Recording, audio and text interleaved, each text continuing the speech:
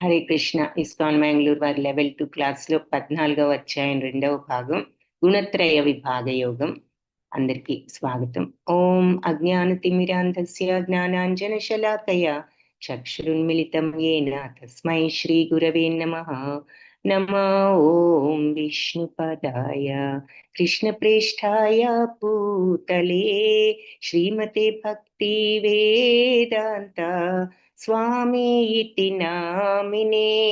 నమస్తే సరస్వతి దేవి గౌరవాణి ప్రచారిణే నిర్విశేష శూన్యవాది పాశ్చాత్య దేశధారిణే. హే కృష్ణ కరుణా సింధో దీనబంధో జగత్పతే గోపేశ గోపికా కాంత రాధాకాంత నమోస్తుతే. తప్త కాంచన గౌరాంగీ రాధే బృందావనేశ్వరి వృషభానుసుతే దేవి ప్రణమామి హరిప్రియే. జయ శ్రీ కృష్ణ చైతన్య ప్రభు నిత్యానంద శ్రీ అద్వైత గదాధర్ శ్రీవాసాది గౌర భక్త బృంద. హరే కృష్ణ కృష్ణ కృష్ణ హరే హరే, హరే రామ రామ రామ హరే హరే.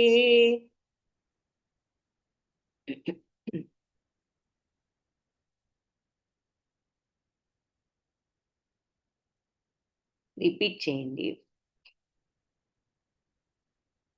హరే కృష్ణ కృష్ణ కృష్ణ హరే హరే, హరే రామ రామ రామ హరే హరే. హరే కృష్ణ కృష్ణ కృష్ణ హరే హరే, హరే రామ రామ రామ హరే హరే. హరే కృష్ణ హే హరే కృష్ణ కృష్ణ కృష్ణ హరే కృష్ణ హరే, కృష్ణ హరే హరే రామ హరే, హరే రామ హరే రామ రామ హరే రామ హరే. రామ హరే హరే. హరే కృష్ణ. సో మీరు నేను చెప్పిన వెంటనే మీరు రిపీట్ చేయడం ప్రారంభించారు. ఎవరి కోసం వెయిట్ చేయాలని అనుకోకండి. నేను ఫినిష్ చేసిన వెంటనే ఫస్ట్ టైం మీరు అందుకుని చెప్తే నేను సెకండ్ టైం చెప్తే మళ్ళీ మీరు రిపీట్ చేయొచ్చు. Okay, Hare Krishna. So answers Srinivas సేవిక మాతాజీ పెట్టారు. ఓం నమో భగవతే వాసుదేవాయ. భగవంతుడు అర్జునుడికి జ్ఞానంలో ఉత్తమమైన జ్ఞానం గురించి వివరిస్తున్నారు. ఈ జ్ఞానంలో స్థిరత్వాన్ని పొందిన మానవులు సృష్టి సమయంలో జన్మించరు, ప్రళయ సమయంలో మరి బాధను పొందరు, కలత చెందరు అన్నారు. సర్వజీవుల జన్మకు కారణమైన బీజ ప్రధానం భగవంతుడే అనుగ్రహిస్తారు. అన్ని జీవజాతులు సముదాయం భౌతిక ప్రకృతిలో జన్మించడం వల్ల సృష్టించబడతాయి. అందుకు బీజ ప్రదాత అయిన భగవంతుడే తండ్రి అని అర్థం చేసుకోవాలి. సత్వరజస్తమో గుణాలు భౌతిక ప్రకృతి నుంచి పుడతాయి. జీవుడు త్రిగుణముల ప్రభావంతో మోహాలకు బందీ అవుతున్నారు. సత్వగుణం, రజోగుణం తమో గుణాల కంటే పవిత్రమైనది కనుక మనుషులను సర్వపాప ఫలాల నుండి విముక్తులను చేస్తుంది. సత్వగుణం ఉన్నవారు జ్ఞానం మరియు సుఖాలకు బందీలు అవుతారు. Very good, Hare Krishna Mataji. ఇంకా సత్య ప్రభుజీ భగవంతుడు ఇలా చెప్తున్నారు. ఈ సమస్త భౌతిక ప్రకృతి గర్భం అనుకుంటే దానిలో వేర్వేరు ఆత్మలు నేనే ప్రవేశపెడతాను. ఆ విధంగా సమస్త జీవభూతాలు జనిస్తాయి. పుట్టిన సమస్త జీవరాశులకు ఈ భౌతిక ప్రకృతే గర్భము. నేను బీజాన్ని ఇచ్చే తండ్రిని. భౌతిక ప్రాకృతిక శక్తి అనేది త్రిగుణ. Very good. భౌతిక ప్రాకృతిక శక్తి అనేది త్రిగుణాలను కలిగి ఉంటుంది. సత్వరజస్తమో గుణాలు ఈ మూడు కూడా మరి నాశనం లేని నిత్య జీవాత్మను నశ్వర దేహానికి బంధిస్తాయి. Very good.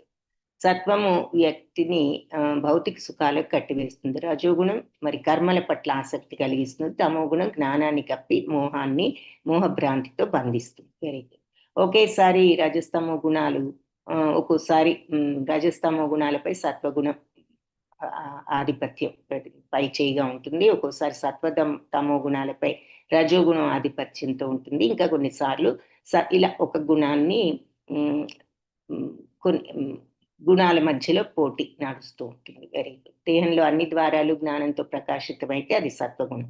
రజోగుణం ప్రబలినప్పుడు లోభము, ప్రాపంచిక లాభం కోసం పరిశ్రమ, వ్యాకులత, యావ పొందుతాయి. అజ్ఞానము, జడత్వం, నిర్లక్ష్యం, మోహం, నిద్ర, సోమరితనం కూడా ఇందులో చెప్పారు. ఇవి తమో గుణం యొక్క ప్రధాన లక్షణం. Very good. హరే కృష్ణ. ధన్యవాదాలు. శ్రీనివాస్ సేవిక మాతాజీ, ఇంకా పరిమితం లేని కోరికలు, ఆశల ద్వారా రజోగుణం ఉద్భవిస్తుంది. దీని ద్వారా జీవులు బందీలవుతున్నారు. అజ్ఞానం వల్ల పుట్టిన తమో గుణం ద్వారా జీవులు సోమరితనం, బుద్ధిహీనత కలిగి ఉంటారు.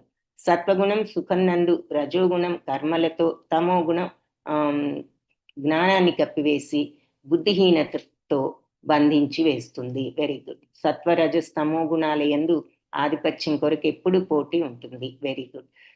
దేహంలోని నవద్వారాలు సత్వగుణ జ్ఞానంతో ప్రకాశవంతమైనప్పుడు మనుషులు శుద్ధులు కాగలరు. ఇదే సత్వగుణ లక్షణం. Very good. సాధ్యం కాని కోరికలు, తపన అనేవి రజోగుణ లక్షణాలు. అంధకారం, సోమరితనం, బుద్ధిహీనత అనేవి భ్రమ అనేవి తమో గుణ లక్షణాలు. సత్వగుణాల్లో మరణించిన వాళ్ళు మరి మనుషులు మరియు శుద్ధ భక్తులు నివసించు లోకాలలోకి వెళ్తారు. సత్వగుణంలో మరణిస్తే దేవతల దగ్గరకు వెళ్తారు. అలాగే రజోగుణంతో మరణించినప్పుడు మళ్ళీ భూలోకంలో పుడతారు. మరి తమో గుణంలో మరణిస్తే క్రింది లోకాలకు వెళ్తారనేది చూస్తాం. పుట్టిన సమస్త జీవరాశులకు ఈ భౌతిక ప్రకృతి గర్భం. వైష్ణవి మాతాజీ. మరియు నేను బీజాన్ని ఇచ్చే తండ్రిని. భౌతిక ప్రాకృతిక శక్తి అనేది త్రిగుణాలను కలిగి ఉంటుంది. సత్వరజస్తమో గుణాలతో ఉంటుంది. ఈ గుణాలే నాశనం లేని నిత్య జీవాత్మను నశ్వర దేహానికి బంధించారు. Very good. హరే కృష్ణ. ధన్యవాదాలు. ముగ్గురికి ఆన్సర్స్ అన్ని కవర్ చేసిన పాయింట్స్ అన్ని చెప్పారు. Very good. సో ఇప్పటి వరకు చూసింది 13-14 శ్లోకాస్లో విషయాలు, గుణత్రయ విభాగం. సో ఈ జ్ఞానాన్ని దేని తెలుసుకుని మునులంతా అత్యున్నత పరిపూర్ణత సాధించారో అటువంటి జ్ఞానాన్ని, దివ్య జ్ఞానాన్ని నీకు ఇప్పుడు చెప్తాను. ఈ జ్ఞానాన్ని ఆశ్రయించిన వారు అంతా కూడా నన్ను చేరుకుంటారు. ఆ విధంగా స్థిరులై వాళ్ళు సృష్టి సమయంలో జన్మించరు, ప్రళయ సమయంలో నశించరు. ఈ బ్రహ్మం అని పిలువబడే ఈ మహత్తత్వం మరి పుట్టుక కారణం. అన్ని ప్రాణుల జననాలు సాధ్యం చేసే విధంగా ఆ బ్రహ్మంలో నేను బీజ ప్రదానం చేస్తాను. అలాగే ఈ భౌతిక ప్రకృతిలో జన్మించడం ద్వారానే మరి ప్రతి ఒక్క జీవి కూడా ప్రకటితం అవుతోంది. వాటికి విత్తనం ఎవరు అంటే జన్మనిచ్చిన తండ్రిని నేనే అని చెప్తూ ఈ భౌతిక తత్వంలో ఈ 3 గుణాలు ఉన్నాయి. ఈ ఆత్మ ఈ భౌతికత్వంలోకి వచ్చినప్పుడు ఈ గుణాలతో బందీ అవుతున్నాడు. సో గుణాల యొక్క లక్షణాలు కొన్ని మనం ఇక్కడ చూసాం ఎగ్జాంపుల్స్. సో సత్వగుణం శుద్ధమైనది, మరి దివ్యమైన గుణాలు, మనకి తృప్తినిచ్చేది. రజోగుణం మరి ఇలా మిక్స్డ్ ఫీలింగ్స్తో, స్వార్థంతో ఎక్కువ మంది మనుషులు ఈ రజోగుణంలో ఉంటారు. తమో గుణం మరి అజ్ఞానంతో, ఎప్పుడు ఏదో చెడు భావాలతో లేదా ఏదో ఒక బాధలో ఉన్న ఫీలింగ్తో, ఇప్పుడు కూడా తృప్తి అనేది లేకుండా ఏదో కష్టంలో ఉన్నట్లు అలాంటి ఫీలింగ్స్తో తమో గుణం ఉంటుంది. సో రజోగుణం నిర్మలమైంది కాబట్టి ప్రకాశింపజేస్తూ అన్ని పాపాల నుంచి విముక్తి చేస్తుంది. కానీ ఇంకా సుఖం మీద, జ్ఞానం మీద ఆసక్తితో బంధించి వేస్తుంది. రజోగుణం అపారమైన కోరికలు, ఆశల నుంచి ఉద్భవిస్తుంది. ఇది కామ్యకర్మల పట్ల ఆసక్తితో బంధిస్తుంది. మరి అజ్ఞానం వల్ల జనించే తమో గుణం అవివేకాన్ని ఇచ్చి మరి పిచ్చితనం, సోమరితనం, నిద్రలు ఇటువంటి వాటితో ఆత్మను బంధిస్తుంది. మరి సత్వగుణం సుఖాన్ని ఇస్తే, రజోగుణం కర్మల్లో బద్ధుల్ని చేస్తే, తమో గుణం జ్ఞానాన్ని కప్పివేసి బుద్ధిహీనతలో బంధిస్తుంది. ఇక 3 గుణాలు ఇలా ఆధిపత్యం కోసం ఎప్పుడు పోటీ పడుతూ ఉంటాయి. అన్ని ద్వారాలు గనుక దేహంలో ఉన్న అన్ని ద్వారాలు జ్ఞానంతో ప్రకాశితమైనప్పుడు, నవద్వారపురి అయిన దేహం అన్ని ద్వారాలు ప్రకాశితమైతే జ్ఞానంతో అది సత్వగుణం అని తెలుసుకోవాలి. అలాగే మరి రజోగుణం పెరిగినప్పుడు లోభం, కామ్యకర్మల కోసం తీవ్ర ప్రయత్నం, అదుపులేని కోరికలు, అత్యాశ, ఇవన్నీ రజోగుణ లక్షణాలు. తమోగుణ లక్షణాలేమో అజ్ఞానం, సోమరితనం, నిర్లక్ష్యం, మోహం, ఇవన్నీ తమోగుణ లక్షణాలు. చూస్తున్నాం కదా ఇక వాళ్ళు అంత సోమరి అంటే మరి ఆ వంగి గ్లాస్ తీసుకోవడానికి కూడా లేకుండా అంత పెద్ద స్ట్రా వేసుకుని ఉన్నాడు. ఇక ఏదో ఎప్పుడు మత్తు పదార్థాలతో ఉంటారని కూడా మనకు కొన్ని ఎగ్జాంపుల్గా ఈ చిత్రంలో చూపిస్తున్నారు. సో ఏంటి అంటే విషయం, వాళ్ళు అజ్ఞానంతో సరి అయిన నిర్ణయాలు తీసుకోలేక ఇలా తప్పు మార్గాల వైపు వెళ్తూ ఉంటారు తమో గుణంలో ఉన్నప్పుడు. ఇక తద్వారా సోమరితనం, నిద్ర, నిర్లక్ష్యం ఇటువంటివి వస్తూ ఉంటాయి. సో సత్వగుణం ఎక్కువగా ఉన్నప్పుడు ఇలా భగవంతుడి వైపు, ఆధ్యాత్మిక వైపు, మరి దేహ ద్వారాలన్నీ జ్ఞానంతో ప్రకాశవంతం అవుతాయి. రజోగుణం ఆధిపత్యంలో ఉంటే లోభం, కామ్యకర్మలు, తీవ్ర ప్రయత్నం, అణుచుకోలేని కోరికలు, తపన, ఇవన్నీ రజోగుణం. ఇక ఎప్పుడు కూడా ఆందోళన, ఏదో చేయాలి, ఏదో అవ్వలేదు, ఇదే యాంగ్జైటీతో ఉంటూ ఉంటాం, కోరికలు ఎక్కువైపోతే. ఇక తమో గుణము ఇక అసలు పూర్తి అంధకారం, సోమరితనం, బుద్ధిహీనత, అసలు విచక్షణ లేకపోవడం, భ్రాంతిలో ఉంటారు అని చెప్పి కొన్ని ఎగ్జాంపుల్స్ చూపిస్తున్నారు. అలాగే సత్వగుణంలో గనక మనిషి మరణించినప్పుడు జ్ఞానులు ఉండే పవిత్ర లోకాలకు వెళ్తారు, అంటే రజస్సు తమస్సు లేని లోకాలకు వెళ్తారు అని చెప్పి చెప్తున్నారు. యదా సత్వే ప్రవృద్ధే తు ప్రళయం యాతి దేహభృత్ తదోత్తమ విధాం లోకాన్ అమలాన్ ప్రతిపద్యతే. సో సత్వగుణం ఎక్కువగా ఉన్నప్పుడు జ్ఞానులు ఉండే పవిత్ర లోకాలు. సో నారద ముని వీళ్ళందరినీ ఇక్కడ చూస్తున్నాం అన్నమాట. రజసి ప్రళయం గత్వా కర్మ సంగిషు జాయతే తథా ప్రళీనస్తమసి మూఢయోనిషు జాయతే. అదే రజోగుణం ప్రధానంగా ఉండి గత్వ మరణించినట్లయితే కర్మ సంగిషు జాయతే, కర్మలు జరిగే చోట జాయతే పుడుతూ ఉంటారు. సో కర్మలు జరిగే చోట అంటే భూ ప్రపంచంలో, భూలోకంలో. తథా ప్రళీనస్తమసి, అలాగే తమోగుణంతో గనక మరణించినట్లయితే మూఢయోనిషు జాయతే, అంటే మూఢత్వంలో ఉండే ప్లేస్లో జాయతే పుడతారు,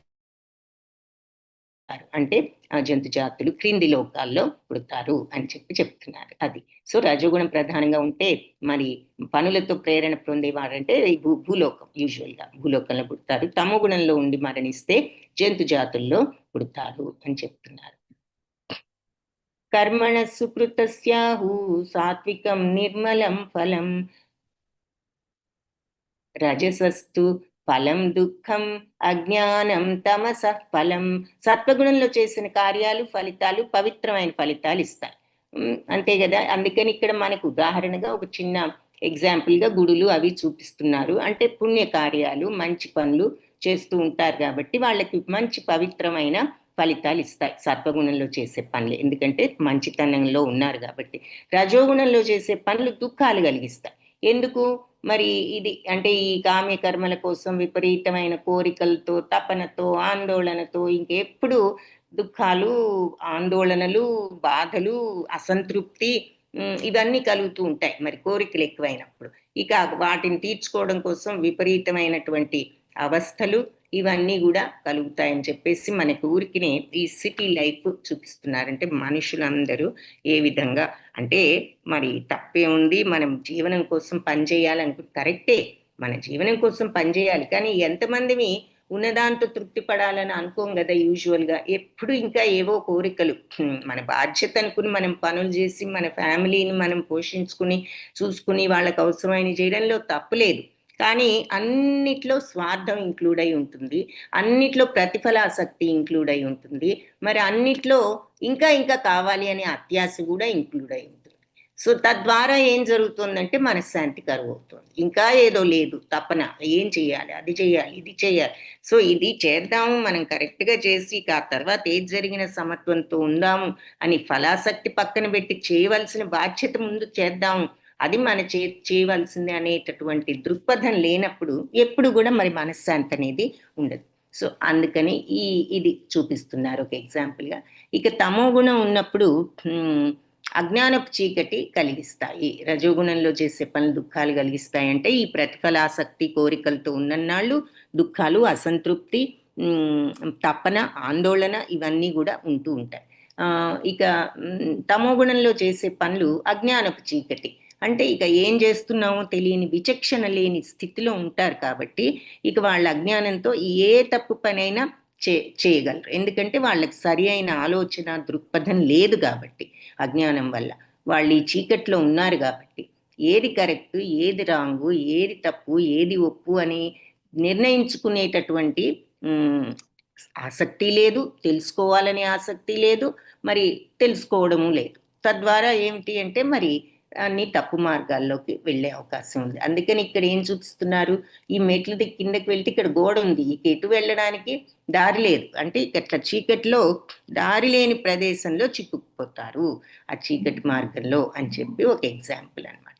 సో అది ఇక్కడ సత్వరజస్తమో గుణాలతో ఎటువంటి ఫలితాలు వస్తాయి అని. సో సత్వగుణంతో పవిత్ర ఫలితాలు, రజోగుణంతో దుఃఖాలు వస్తాయి, తమో గుణంతో ఇలా అజ్ఞానపు చీకట్లో ఉండిపోతారు అని చెప్పి చెప్తున్నారు. సో ఇంకా అంటే ఈ గుణాల యొక్క ఎఫెక్ట్స్, ఈ గుణాలు ఉంటే ఎక్కడికి ఎలా ఉంటారు, మరి గుణాల తత్వం ఏమిటి, ఆ తర్వాత ఈ గుణాలు ఉండడం వల్ల ఈ గుణాలతో మరణించిన తర్వాత ఎక్కడికి వెళ్తారు, ఇవన్నీ కూడా చెప్తున్నారనమాట.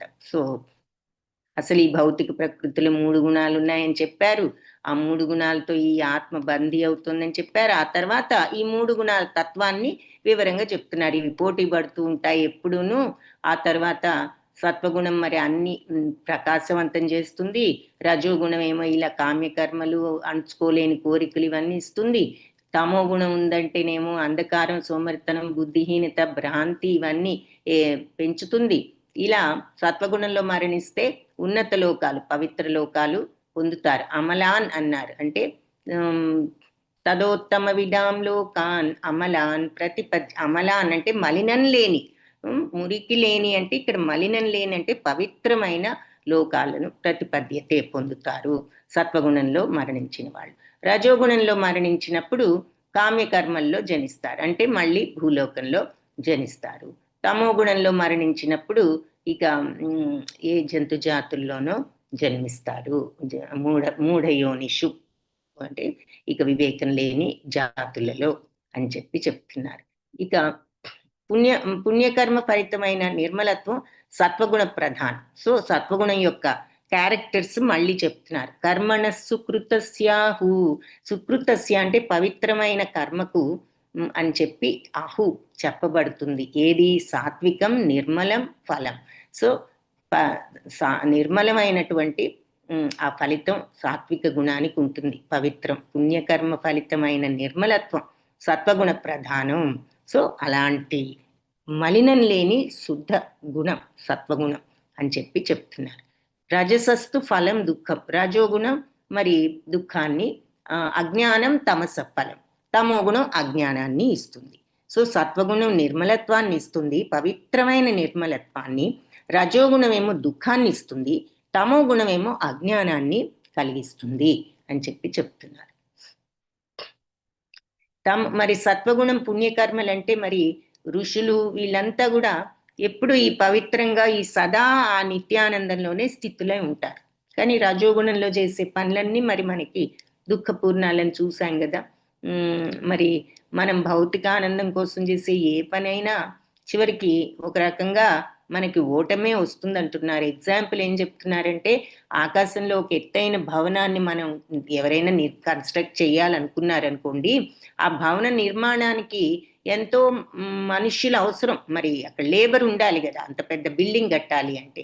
కాబట్టి చాలా దానికి మరి అంత పెద్ద బిల్డింగ్, అంతమంది లేబర్ అంటే చాలా ధనం కూడబెట్టాలి.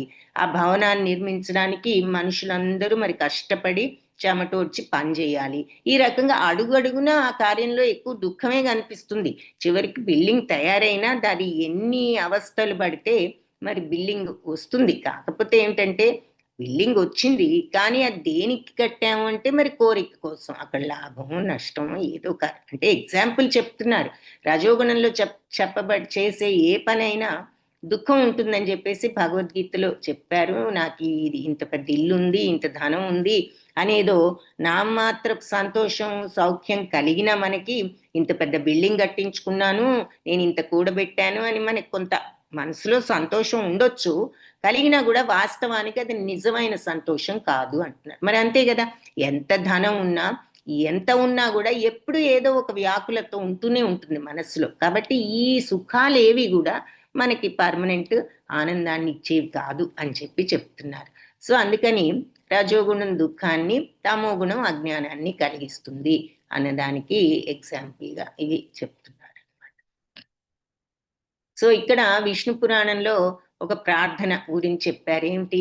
నమో బ్రహ్మణ్య దేవాయ గోబ్రాహ్మణ హితాయ చ జగద్ధితాయ కృష్ణాయ గోవిందాయ నమో నమః. అంటే ప్రభు గోవింద, నువ్వు గోవులకు, బ్రాహ్మణులకు, సమస్త మానవాళికి కూడా, ఈ ప్రపంచానికి కూడా శ్రేయోభిలాషివి అని ఈ ప్రార్థనకు అర్థం. అంటే దాని అర్థం ఏమిటి అంటే, ఈ శ్లోకంలో గోబ్రాహ్మణుల రక్షణ గురించి ప్రత్యేకంగా చెప్పారు. అంటే మరి ప్రపంచము, మానవాళి, సమస్త మానవాళి మనం అర్థం చేసుకోవచ్చు, కానీ గోవులు బ్రాహ్మణులు కూడా మెన్షన్ చేశారు అంటే వాళ్ళు ఎంత ముఖ్యమో మనకి ఇక్కడ అర్థమవుతుంది. బ్రాహ్మణులు అంటే మళ్ళీ పుట్టుకతో బ్రాహ్మణులని కాదు, ఆ బ్రాహ్మణ సత్వగుణాలతో ఉన్నవాళ్ళు బ్రాహ్మణులు అని. ఆ గుణాలన్నీ మనం మళ్ళీ వివరంగా 18th చాప్టర్లో చూస్తాం. సో బ్రాహ్మణులు ఆధ్యాత్మిక విద్యకు చిహ్నం అన్నమాట. అలాగే గోక్షీరము ఎంతో, మరి పాలను మించిన ఆహారం లేదు కదా అని అందరూ మరి గోవుల యొక్క పాల మీద అందరూ తీసుకుంటున్నారు ఆ గోవుల యొక్క పాలు. అది అత్యుత్తమ ఆహారానికి చిహ్నం. కాబట్టి ఈ రెండు జీవులు, గోవులు బ్రాహ్మణులు, తప్పకుండా వాళ్ళకి రక్షణ ఇవ్వాలి. అదే నిజమైన నాగరికత, పురోగమనం. ఏమిటంటే ఈ రోజుల్లో అవి ఇవి వెస్టర్న్ సివిలైజేషన్ గొప్ప అనుకుంటున్నాం, కానీ నిజానికి ఇలా గోవులను, బ్రాహ్మణులను రక్షణ కల్పించటమే నిజమైన నాగరికత అని చెప్తున్నారు. ఇవాళ మరి గోవధ చేస్తున్నారు, ఆధ్యాత్మిక జ్ఞానాన్ని నిరసిస్తూ, మానవులు తప్పు మార్గంలో పురోగమిస్తూ తమ నాశనానికి మార్గాన్ని వేసుకుంటున్నారనమాట అని మనం అర్థం చేసుకోవాలి. ఈ రకంగా ఈ గోవధ జరపడం కానీ, ఏ జంతువునైనా హింసించడం కానీ. కాబట్టి తదుపరి జన్మల్లో జంతువులు అవడానికి ప్రోత్సహించే నాగరికత నిజమైన నాగరికత కాదు అంటున్నారు. సో మరి మనం గోవధ చేసినా, ఏ జంతువుని చంపినా అహింస కింద వచ్చి మళ్ళీ జన్మలో మనం జంతువులుగా జన్మించే అవకాశం కూడా ఉంది. అటువంటి నాగరికత నిజమైన నాగరికత కాదు అంటున్నారు. కాబట్టి ప్రస్తుతం మానవ నాగరికత సంపూర్ణంగా రజస్తమో గుణాలచే తప్పు మార్గంలో ఉన్నది. మోస్ట్లీ మనం రజోతమో గుణాలే చూస్తున్నాం.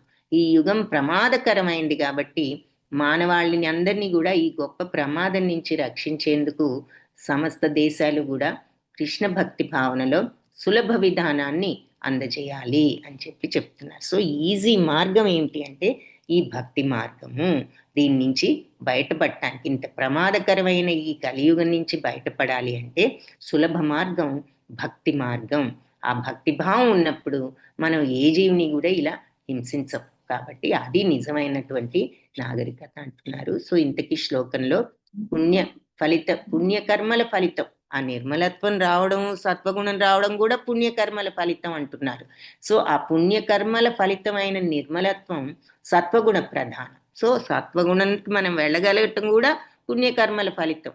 కానీ రజోగుణ కర్మము దుఃఖాన్ని ఇస్తుంది, తమో గుణం అజ్ఞానాన్ని ఇస్తుంది అని చెప్పారు. ఇక 17వ శ్లోకం, సత్వాత్ సంజాయతే జ్ఞానం రజసో లోభ ఏవ చ ప్రమాదమోహౌ తమసో భవతో అజ్ఞానమేవ చ.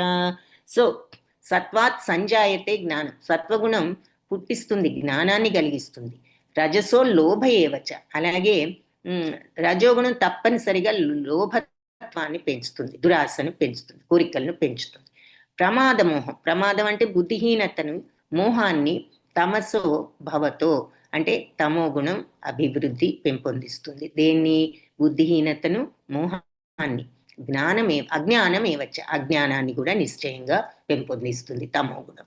సో సత్వగుణంలో నిజమైనటువంటి జ్ఞానం వృద్ధి చెందితే, రజోగుణంలో లోభం, దురాశ వృద్ధి చెందుతాయి. ఇక ప్రమాదం అంటే ఏమిటి అంటే బుద్ధిహీనత, మోహము, అజ్ఞానము ఈ తమో గుణంతో జనిస్తాయి. తమో గుణం నుంచి అజ్ఞానము, బుద్ధిహీనత, మోహం అంటే భ్రాంతి, ఇవన్నీ వృద్ధి చెందుతున్నాయి అని చెప్తున్నారు. సో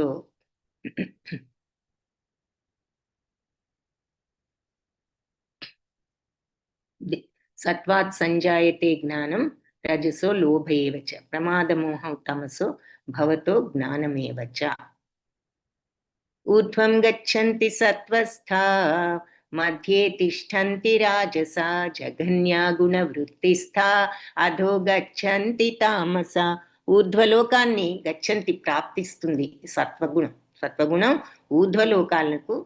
ఊర్ధ్వలోకాలను కలిగిస్తుంది, అంటే మనకి ఊర్ధ్వలోకాలకి తీసుకువెళ్తుంది సత్వగుణం. పైలోకాలు మరి ఈ 14 లోకాలు ఇలా సెపరేట్ చేసి 3 లోకాలుగా చేశారు కదా, పైలోకాలు, మధ్యలోకమైన భూలోకం, క్రింది లోకాలు అని.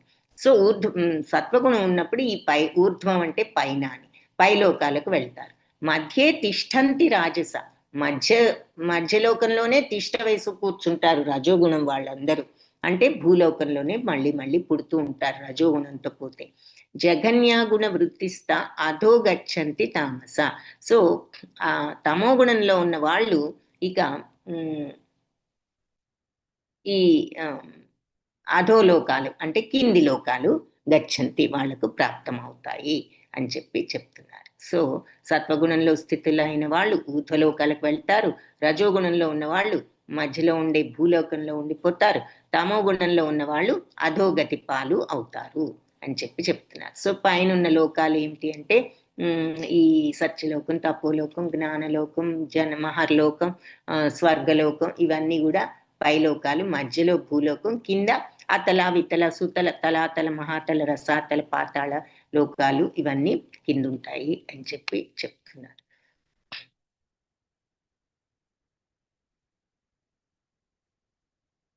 శ్లోకాది.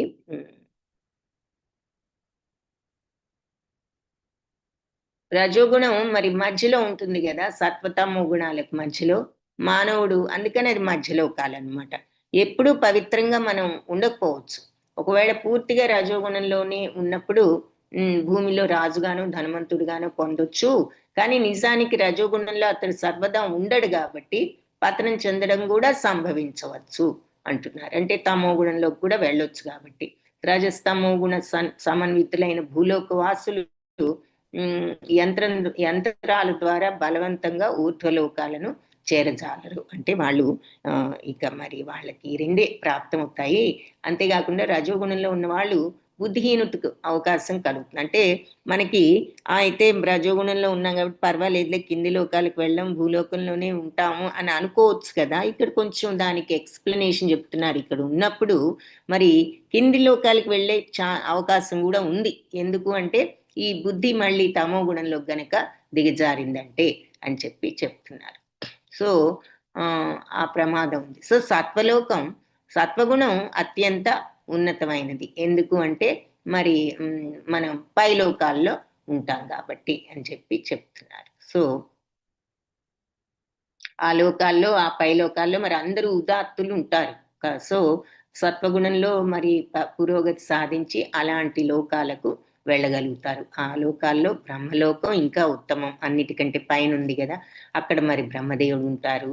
బ్రహ్మలోకంలో మరి అద్భుతమైన జీవన స్థితి పరిగణనకు అతి కష్టమైనదని మనం చూసాం ఇంతకు ముందే. అత్యంత ఉన్నతమైన స్థితి సత్వగుణం ద్వారా ఇది ప్రాప్తించగలదు. సో ఇక మన సత్వగుణంలో కూడా మన స్థితిని బట్టి మనకి ఆ లోకాలు వస్తాయి అని ఇంకొంచెం మనకి ఇక్కడ వివరిస్తున్నారు.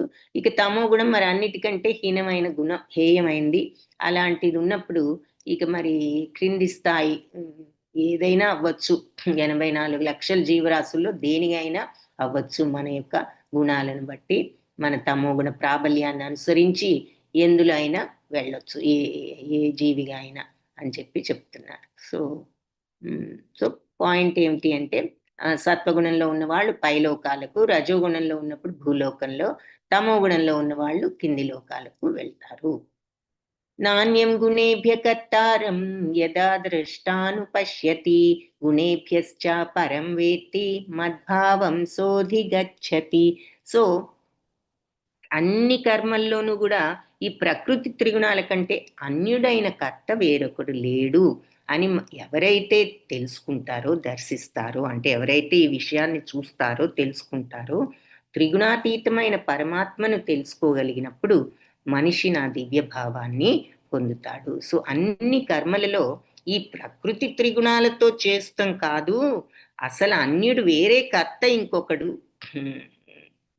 వేరొక్కడు లేడు అని చెప్పి ఎవరైతే చూడగలుగుతారో వాళ్ళు నా దివ్య స్వభావాన్ని పొందుతారు.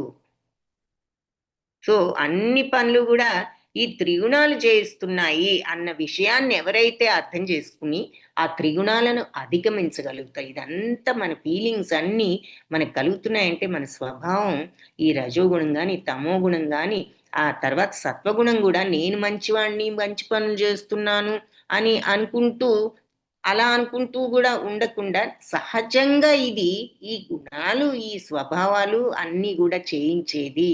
మనం ఈ గుణాలకు అతీతంగా వెళ్ళి మన బాధ్యతలను మనం నిర్వర్తిస్తూ ఈ గుణాల ప్రభావంలో ఉండకుండా మనం ఉండగలగాలని ఎవరైతే తెలుసుకుని ఈ రకంగా వాళ్ళు ప్రతిఫలాసక్తి లేకుండా పనులు చేయగలుగుతారో వాళ్ళు నా దివ్య. సో సమత్వాన్ని ఈ రకంగా జ్ఞానంతో అర్థం చేసుకోవడం అన్నమాట.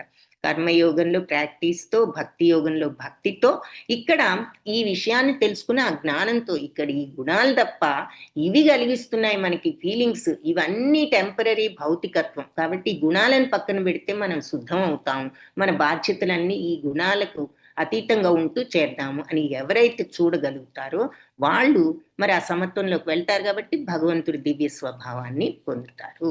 సమత్వమే భగవంతుని యొక్క దివ్య స్వభావం. ఆయన కల్మషరహితం, సమత్వం, అన్నిట దేని పట్ల కోరిక ఆసక్తి లేకుండా ఉండడం, గుణాలకు అతీతంగా ఉండడం, ఇవన్నీ భగవత్ లక్షణాలు. సో ఈ లక్షణాలను తెలుసుకోగలిగినప్పుడు, త్రిగుణాతీతమైన పరమాత్మని ఈ రకంగా తెలుసుకోగలిగినప్పుడు ఇవన్నీ గుణాలు తప్ప వేరే చేయించేది ఎవ్వరూ లేవి, గుణాలే జయిస్తున్నాయని తెలుసుకుని ఆ రకంగా భగవంతుని తెలుసుకోగలిగిన మనిషి నా దివ్య స్వభావాన్ని పొందగలడు.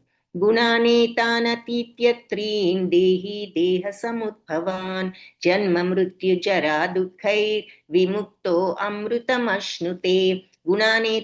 గుణాలన్నీ కూడా అతిక్రమించి త్రీన్ ఈ మూడు గుణాలను అతిక్రమించి దేహదారి దేహ సముద్భవాన్ ఈ దేహాల వల్ల ఈ దేహంతో పుట్టిన ఈ త్రిగుణాలను అతిక్రమించి ఈ దేహదారి కనుక అతిక్రమించగలిగితే జన్మ మృత్యు జరా దుఃఖాలు, జన్మ మృత్యు జర వృద్ధాప్యం అనే ఈ దుఃఖాల నుంచి విముక్తుడై అమృతం అశ్నుతే అమృత తత్వాన్ని అశ్నుతే పొందుతాడు. సో దేహధారి అయిన జీవుడు ఈ దేహంలో ఉన్న ఈ త్రిగుణాలను దాటగలిగినప్పుడు జనన మరణ వార్ధక్యాలనే దుఃఖాల నుంచి బయటపడి ఈ జన్మలోనే అమరత్వాన్ని పొందుతాడు అని చెప్పి చెప్తున్నారు. సో దేహి అంటే ఇక్కడ దేహధారి మనిషి అని చెప్పి అర్థం. సో ఈ మూడు గుణాలకు అతీతంగా వెళ్ళగలిగినప్పుడు జన్మము మరణము వృద్ధాప్యం అనే దుఃఖాల నుంచి విముక్తి పొంది విముక్తో అమృతం అశ్నుతే ఈ జన్మలోనే అమృతం అమరత్వాన్ని పొందుతాడు అని చెప్పి చెప్తున్నారు. అంటే ఆ జన్మ మృత్యు జరా వ్యాధుల సంఖ్యలు తెంచుకున్నాడు అనమాట. ఈ జనన మరణ చక్రం నుంచి విముక్తుడయ్యాడనమాట. ఎప్పుడు ఈ త్రిగుణాల నుంచి త్రిగుణాలను అధిగమించగలిగినప్పుడు ఈ జనన మరణ చక్రం నుంచి ఇలా మనం తెంచుకోవచ్చు ఈ సంఖ్యల నుండి.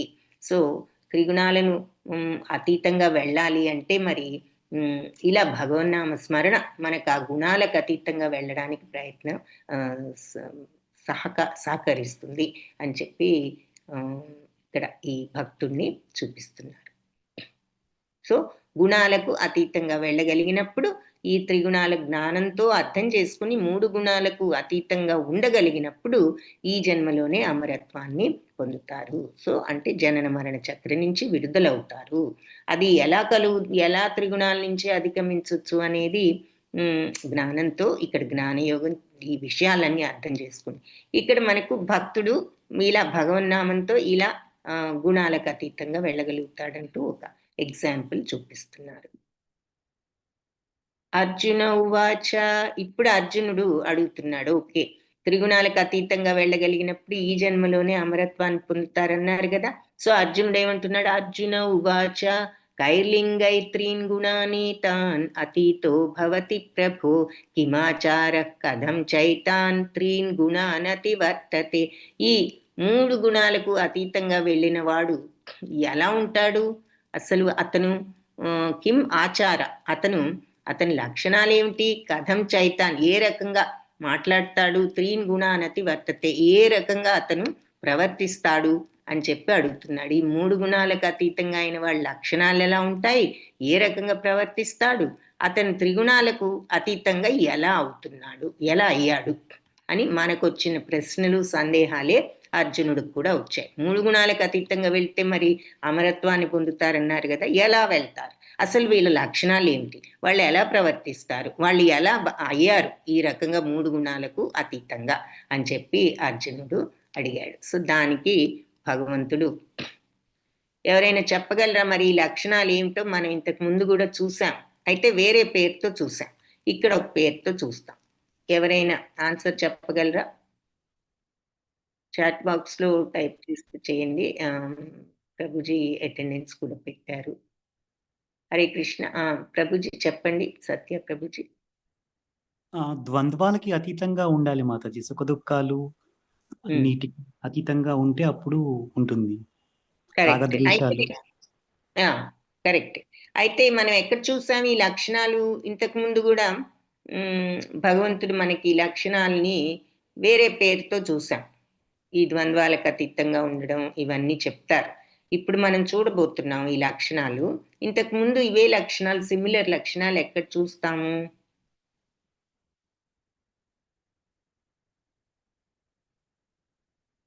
12th చాప్టర్ లో చూసాం కదా, భక్తి యోగంలో శుద్ధ భక్తుల లక్షణాలు చెప్పారు. సమశత్రౌచ మిత్రౌచ తథా మానాపమానయో అని చెప్పారు కదా. సో శత్రువైన, మిత్రుడైన, అవమానమైన, గౌరవమైన, నిందైన, స్తుతి అయిన అన్ని సమయాల్లో అందరి పట్ల సమత్వంతో ఉంటారు అని చెప్పి, వాళ్ళకి ఏదైనా ఒకటే అని. సో అవి అక్కడ శుద్ధ భక్తుల లక్షణాలు అలా ఉంటాయి అని చెప్పారు. సో ఇక్కడ ఇప్పుడు మనకి ఈ జ్ఞానంతో ఉన్న వాళ్ళు ఏ లక్షణాలతో ఉంటారనే చెప్తున్నారు. ఈ లక్షణాలు కూడా ఆ లక్షణాలకి సిమిలర్ గానే ఉంటాయి. కాకపోతే ఇక్కడ వీళ్ళని స్థిత ప్రజ్ఞులు అంటున్నాం. ఇవి మనం సెకండ్ చాప్టర్ లో చూసాం, స్థిత ప్రజ్ఞ లక్షణాలు. బికాజ్ సెకండ్ చాప్టర్ అంతా కూడా బ్రీఫ్ గా క్లుప్తంగా చెప్తుంది కాబట్టి భగవద్గీత అన్ని చాప్టర్స్ లో ఉన్న విషయాలు అక్కడ కూడా ఈ స్థిత ప్రజ్ఞత చూస్తాం. కానీ ఇంత డీటెయిల్ గా కాకపోయినా అక్కడ కూడా చూస్తాం. సో 2 చోట్ల చూసామన్నమాట ఆల్రెడీ. అక్కడ స్థిత ప్రజ్ఞత లక్షణాలే ఇప్పుడు మళ్ళీ క్లియర్ గా చూస్తాము.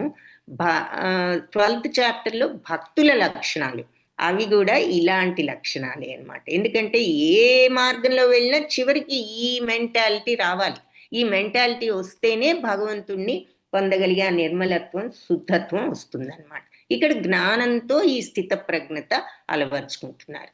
సో అర్జునుడు అడిగాడు కదా, మరి ఈ త్రిగుణాలకు అతీతమైన వాళ్ళ లక్షణాలు ఏమిటి, వాళ్ళ ప్రవర్తన ఏమిటి, వాళ్ళు ఏ విధంగా ఈ త్రిగుణాలను అధిగమించారు అన్నప్పుడు భగవంతుడు ఏం చెప్తున్నారు? శ్రీ భగవానువాచ ప్రకాశం చ ప్రవృత్తిం చ మోహమేవ చ పాండవ నద్వేష్టి సంప్రవృత్తాని న నివృత్తాని కాంక్షతి ఉదాసీనవదాసీనో గుణైర్యో న విచాల్యతే గుణావర్తంత ఇత్యేవం యోవతిష్ఠతి నిజ్ఞతే సమదుఃఖ సుఖ స్వస్థః సమలోష్టాశ్మ కాంచనః తుల్య ప్రియా ప్రియో ధీరస్తుల్య నిందాత్మ సంస్థుతిః మానాపమానయోస్తుల్య తుల్యో మిత్రారిపక్షయో సర్వారంభ పరిత్యాగి గుణాతీత స ఉచ్యతే.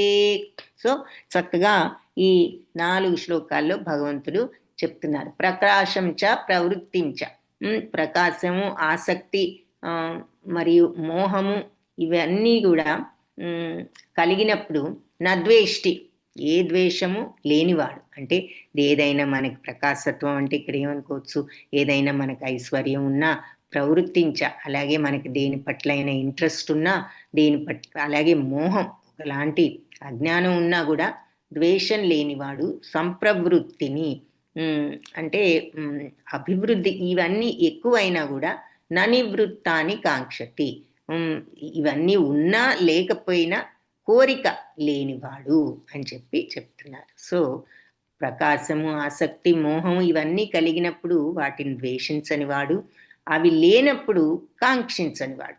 అవి కావాలి, ఇవి కావాలి, లేనప్పుడు మనకు లేదు అనే దుఃఖము లేదు, ఈర్ష్య లేదు, ఉన్నప్పుడు గర్వము లేదు, ఉంది అనేటటువంటి విపరీతమైన ఆనందము లేదు, ఏదైనా ఒకటే అని చెప్పి మనం అర్థం చేసుకోవాలి.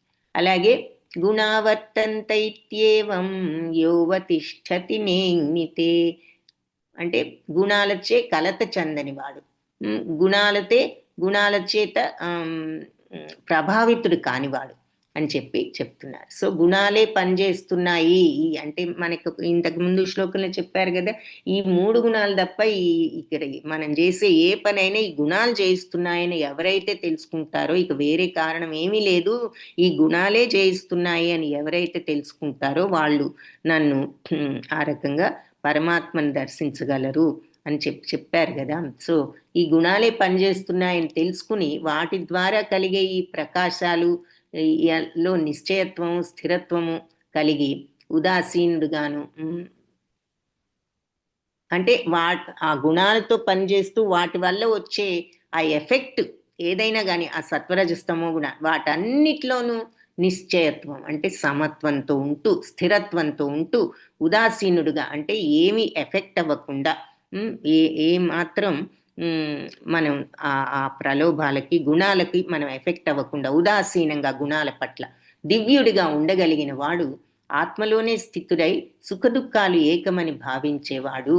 మరి సమసుఖ దుఃఖ స్వస్థ సమలోష్టాశ్మ కాంచన అంటే కాంచన అంటే బంగారం, మరి అలాగే అష్ట మట్టి ముద్ద కానీ, అశ్మ రాయి కానీ, బంగారం కానీ సమ, ఈ మూడిటిని మట్టి అయినా, రాయి అయినా, బంగారం అయినా సమ, అన్నిటినీ సమంగా చూసేవాడు, సుఖ దుఃఖాల్లో సమత్వంతో ఉండేవాడు, తుల్య ప్రియ అప్రియ, ప్రియులైనా అప్రియమైందైనా ప్రియమైందైనా ఒకే రకంగా ఉండేవాడు, ధీరస్తుల్య నిందాత్మ, అలాగే ఎవరైనా నిందించిన సంస్తుతి, ఎవరైనా స్తుతించిన తుల్య సమత్వంతో ఉండేవాడు, ఎవరైనా పొగిడారని పొంగిపోడు, ఎవరైనా విమర్శించారని కృంగిపోడు, సమత్వంతో ఉండే ధీరుడు, మానాపమానయో అంటే మానం గౌరవం అయినా, అపమానం అవమానమైన తుల్య ఒకే రకంగా సమత్వంతో ఉండేవాడు, తుల్యో మిత్రారి పక్షయే మిత్రుడైనా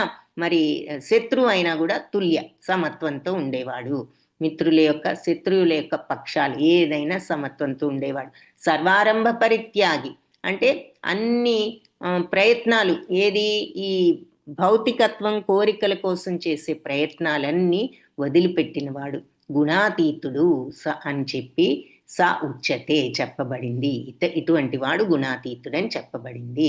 సో పాండుపుత్ర, ప్రకాశము, ఆసక్తి, మోహము కలిగినప్పుడు వాటిని ద్వేషించని వాడు, అవి లేనప్పుడు కాంక్షించని వాడు, గుణాలే పనిచేస్తున్నాయని తెలుసుకుని వాటి ద్వారా ఈ ప్రకాశాలలో ఉన్న నిశ్చయత్వాన్ని, స్థిరత్వాన్ని కలిగి ఉదాసీనుడుగా దివ్యుడుగా ఉండగలిగిన వాడు అంటే సమత్వంతో ఏది జరిగినా అలా దివ్యత్వంతో సమత్వంతో ఉండగలిగిన వాడు, ఆత్మలోనే స్థితుడై సుఖదుఖాలు ఒకటే అనుకుని ఆ స్థితిలో ఏదైనా ఒకటే అనుకోగలిగి మట్టి, రాయి, బంగారాలను సమానంగా చూడగలిగేవాడు, ప్రియ అప్రియాల్లో సమంగా ఉండగలిగేవాడు, నిందైన స్తుతి అయినా, గౌరవమైన అవమానమైన సమత్వంతో ఉండే ధీరుడు, శత్రుమిత్రులను సమంగా చూసేవాడు, సర్వ భౌతిక కర్మలను అంటే కోరికల కోసం చేసేటటువంటి కర్మల కోసం ప్రాకులాడని మనిషి ప్రకృతి త్రిగుణాలను దాటిన వాడిగా చెప్పబడతాడు అని చెప్పి భగవంతుడు ఆన్సర్ చేశారనమాట. ఎలా ఉంటాడు త్రిగుణాలకు అతీతుడు అంటే ఈ గుణాలతో ఉంటాడు అని చెప్పి.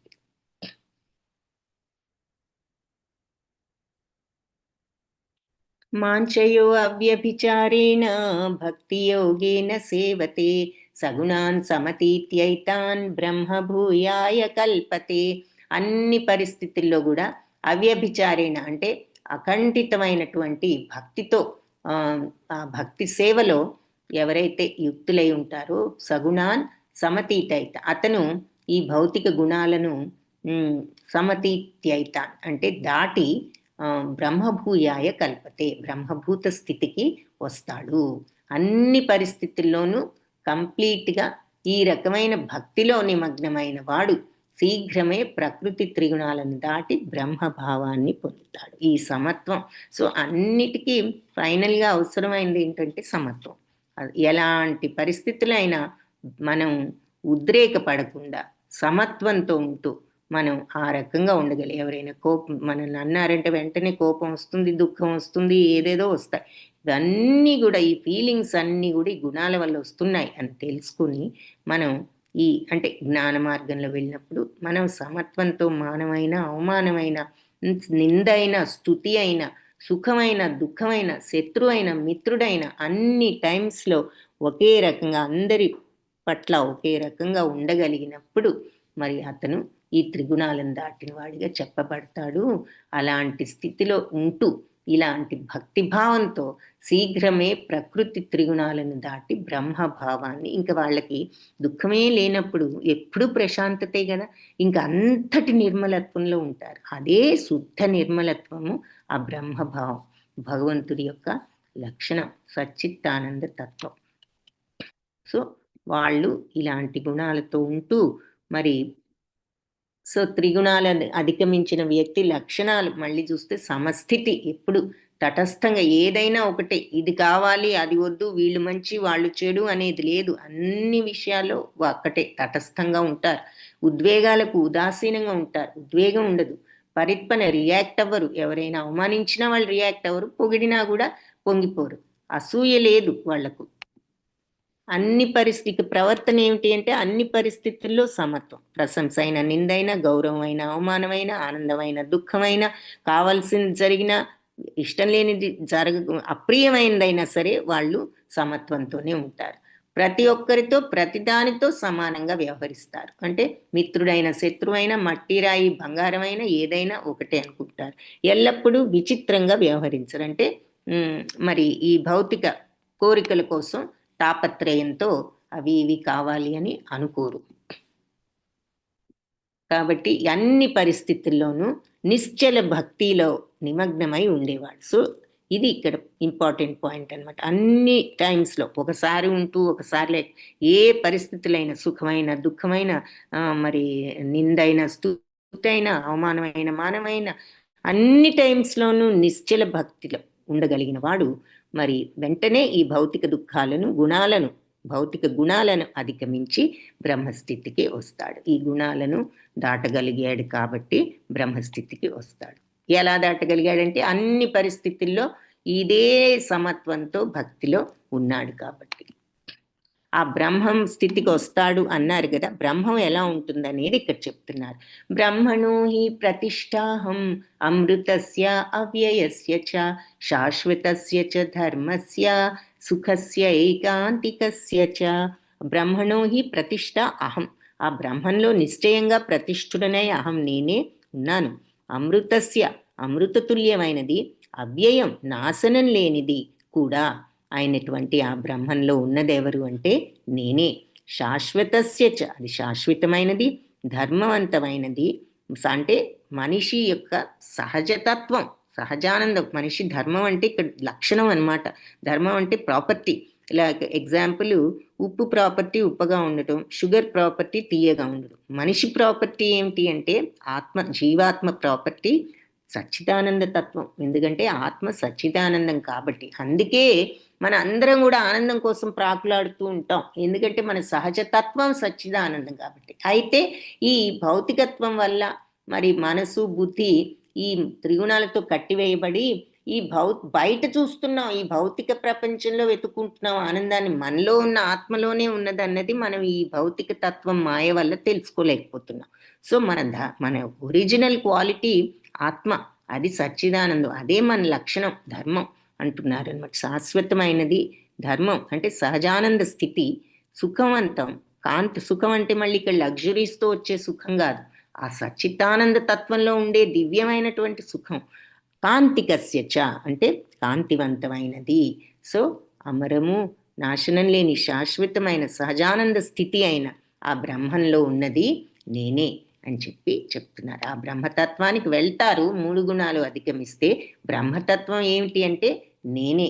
ఆ సుఖ అది ఎలాంటిది మరి అమృతతుల్యం, అవ్యయం, శాశ్వతం, ప్రతిజీవి ధర్మం, మరి సుఖవంతం, కాంతివంతమైన బ్రహ్మంలో నేనే ప్రతిష్ఠుడనై ఉన్నాను అని చెప్పి ఇక్కడ చెప్తున్నారు. అది మన లాస్ట్ శ్లోక అన్నమాట ఈ చాప్టర్లో. అమృతం నాశనం లేని శాశ్వతమైన చరమ సుఖపు సహజ స్థితి. అంటే ఫైనల్ ఆనందం ఎక్కడ వస్తుందంటే ఆత్మలోనే, ఆ పరతత్వంలోనే. అది మన యొక్క సహజ స్థితి అయిన ఆ బ్రహ్మానికి నేనే మూల ఆధారాన్ని అని చెప్పి చెప్తున్నారు. సో అది మన త్రిగుణాలకు 3 గుణాల చాప్టర్, గుణత్రయ విభాగ యోగం. వాంఛాకల్పతరుభ్యశ్చ కృపా సింధుభ్య ఏవ చ పతితానాం పావనేభ్యో వైష్ణవేభ్యో నమో నమః.